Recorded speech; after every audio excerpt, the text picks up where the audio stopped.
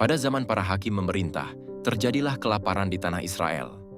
Karena itu seorang lelaki dari Betlehem bernama Elimelek pergi ke tanah Moab bersama istrinya, Naomi, serta kedua anaknya, Mahlon dan Kilion.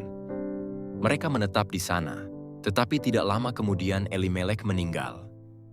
Kedua anaknya kemudian mengambil istri dari Moab, yang seorang bernama Orpa dan yang lain bernama Rut. Setelah sekitar 10 tahun, Mahlon dan Kilion pun meninggal, sehingga Naomi kehilangan suami dan kedua anaknya. Mendengar bahwa Tuhan telah memberkati umatnya dengan makanan di tanah Yehuda, Naomi memutuskan pulang. Kedua menantunya ikut berjalan bersama dia. Namun di tengah perjalanan, Naomi memohon agar mereka kembali kepada keluarga masing-masing, karena ia merasa tidak lagi dapat memberi masa depan bagi mereka. Dengan berat hati, Orpa akhirnya berpamitan, tetapi Rut tetap setia mendampingi Naomi. Hatinya teguh, sebab ia telah memilih untuk tidak hanya mengikatkan diri kepada Naomi, tetapi juga kepada Allah yang hidup. Ia rela meninggalkan bangsanya, dewa-dewanya, bahkan masa lalunya, untuk setia berjalan bersama Naomi menuju tanah Yehuda. Setibanya di Betlehem, seluruh kota gempar melihat kedatangan mereka.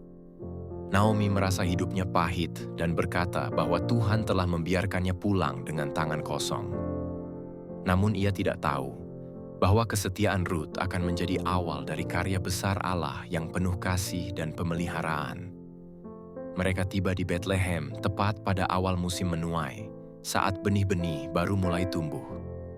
Dari kisah ini kita belajar bahwa sekalipun jalan hidup penuh kepahitan dan kehilangan, kasih setia Allah selalu bekerja melalui orang-orang yang berani memilih setia. Rut, seorang perempuan asing, tidak berpaling di tengah kesulitan, melainkan berjalan dengan iman.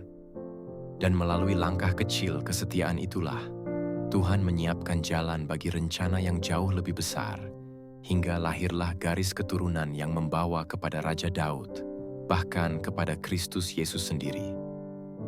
Kesetiaan Rut mengajarkan kita bahwa iman yang teguh, pengorbanan, dan keberanian untuk tetap bersama Tuhan dalam masa sulit tidak pernah sia-sia.